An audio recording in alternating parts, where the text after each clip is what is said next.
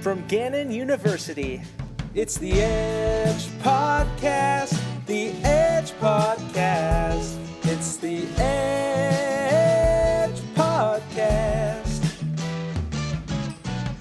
From the edge of Lake Erie and the edge of Pennsylvania comes the cutting edge of the student experience.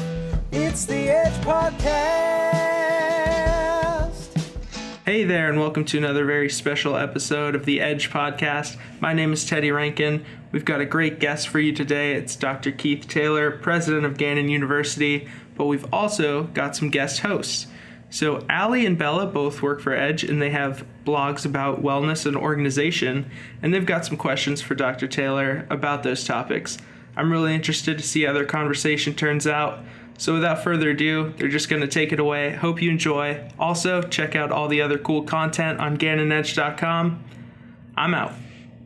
All right, so this is Alli and Bella, and we're here talking with Dr. Taylor. How are you today? I am wonderful. How are you? Good, I'm good. So we're going to jump right into it and ask the first question. So what are your personal and professional goals you want to accomplish this school year? Professional goals are really kind of around these wigs. So particularly the idea around this fully engaged, which is about engaging the employees. But it's more so about how do I do a better job of communicating and putting opportunities for the employees and students to meet their own personal goals and to develop plans to meet their own personal goals and at the same time help the university meet its goals. Yes. So my focus is communication, moving obstacles from people's path, and having us all focusing on the good of each other and the goals of individuals. And then I guess my personal goal, so that was professional. Yeah. Yes. Not that I can separate the two, but I used to play tennis all the time. Okay. And I set all kinds of weight loss goals and fitness goals because I'm very competitive. But I haven't played much tennis. So I'm thinking I got to play tennis and racquetball 5 days a week. Oh, that's nice. Very cool. Yeah. That's my personal goal for this year. Very cool. All right. Are you ready for your next question? I'm ready. All right. Do you consider yourself an organized person? If yes, how do you stay organized? I am organized. I don't really have a choice but to be organized. My brain doesn't necessarily work that way. I'm kind of a random thinker and doer, but I am very organized because I have a cell phone. There you go. And because I have Darlene McMichael, and because I have a wife. So I am very organized, and my life is very scheduled, and it's all driven off of whatever gets put on that phone. It's not actually put on my phone, but whatever is in my Outlook is exactly what drives what I do and how I do it. So I am pretty organized. Yeah. Good answer. So what does wellness mean to you? This wellness conversation, you know what position you're putting me in, don't you? I know. I have a wife that will be scrutinizing every word that I say as the director of wellness. But so wellness to me is, there is that whole multifaceted definition or description of wellness. Yeah. So there's physical health, there's mental health, there's whether it's emotional, spiritual wellness, financial wellness. So to me, it is a fairly complex word, that wellness, but it is something that is kind of how healthy or well are we across all aspects of who we are as a human being. And that can then be translated to, we're talking about organizational health. So universities and businesses, whatever, it can be healthy too, or well as well. Yeah. Well as well. So that's how I look at it. Nice. Very good. So when looking back on last school year, what were your big wellness wins that you want to continue during this school year? It wasn't necessarily the best physical, but I'm trying to, so part of it might be I'm getting old, so having the extreme competitive nature, I'm still a pretty competitive person, but trying to run faster, bike faster, do things that I did 30 years ago is probably within my life scope and time.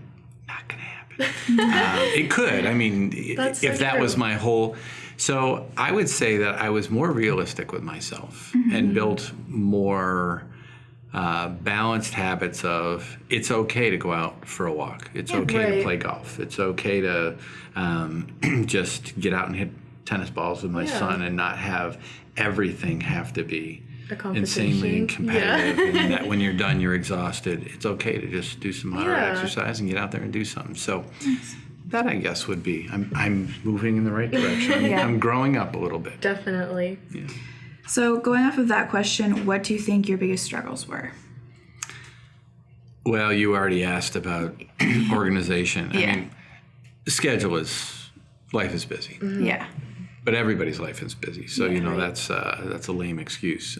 But schedule is the lack of consistency in a schedule, being in town, out of town, having early morning or late night meetings, but they're not the same every week.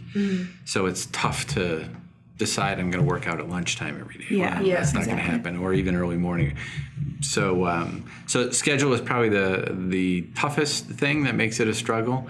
And then being willing to prioritize because I want to do everything. Yeah. So part of my schedule is when you want to do everything, you just pack up your schedule, So I need to prioritize wellness, whether that's, being more prayerful, whether all those things take time, being more thoughtful, thinking about what you're doing. So it's prioritization, deciding that my own health and wellness is just as important as other things, and then making it happen in the schedule. That's so true.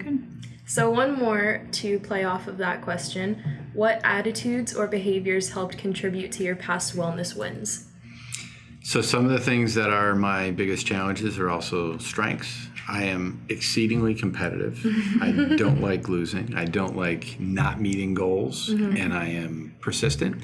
So, I mean, I will say I've gone on many a diet and had many a diet and weight loss bet. Haven't won them all, but I always, if I say I'm going to get somewhere, I pretty much always get there. That's good. Now, what does it mean when you can have multiple weight loss bets? It either means you end up weighing 10 pounds or you keep gaining that same weight back. But I think one of my reasons why, as you say, wellness wins has really been I'm very competitive. So I set goals. Which is a good thing. And I've got a great group of people around me.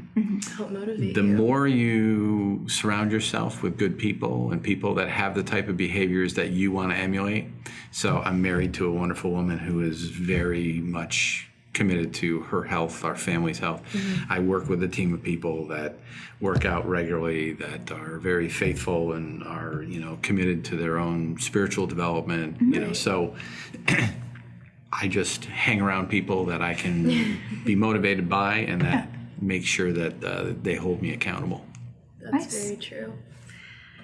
So, how do you balance your busy day-to-day lifestyle while still focusing on self-care and wellness?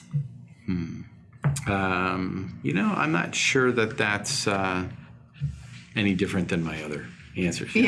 Ultimately, balance is, you need to accept that every day is not going to be balanced, and even every week is not going to be balanced.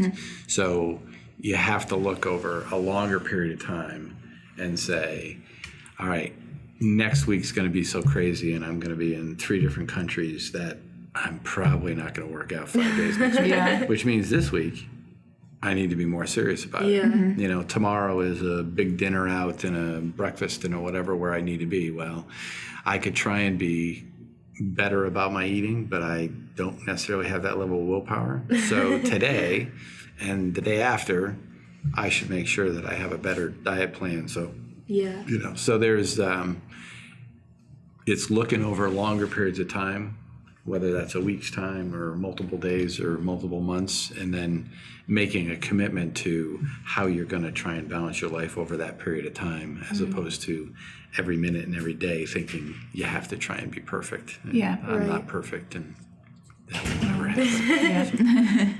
Well, that was a very good answer. So, are you ready for your last final question of the Oh podcast? no, the last I know, one. it went pretty quickly. This has been such fun. I don't know. Alrighty, so your last question is, do you ever find yourself feeling stressed? And if you do, how do you manage it? Well, if you talk to anybody and they say they're never stressed, they're lying. That's a lie. So, of course, I have stress, but Right. stress is not a bad thing. We talk a lot about resilience and staying above the line. So it's all in how you perceive stress. It's being aware that the stress is there, and acknowledging that stress and accepting that it's there.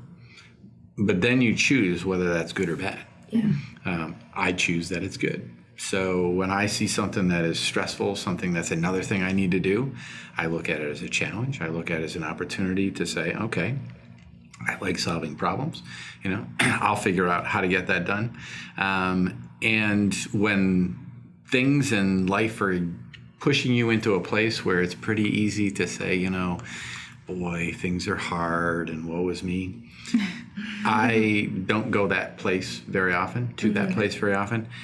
I find that if I reorient myself towards other people, it is a good place for me. So when I'm concerned about anything in my life or stressors in my life, there are other people that every minute, every day have way bigger challenges than I do or ever will. So for me, the way I usually get myself out of the potential for being downtrodden or worried, I turn around and I say, you know what? This is not really whatever this is that big a deal compared to what other people in the world are dealing with. Exactly. So I think if you can refocus yourself and then say, so what can I be doing for them? How can I help the other person out? And maybe it's the person that's providing you stress. If you turn it around, instead of saying, why are they doing this to me, or turn it around and say, how can I help them be in a better place? Or how can I help this situation be better so that they're doing well? Now it's not about me anymore, and therefore I'm not really that worried about stress on me, because I'm more worried about how do I help them. Yeah, that's awesome. That's a very good answer. Great answer. Well, that is all we have time for. It was really short and sweet, but thank you for meeting with us today. It's good to talk to you. Look forward to next time. Thanks.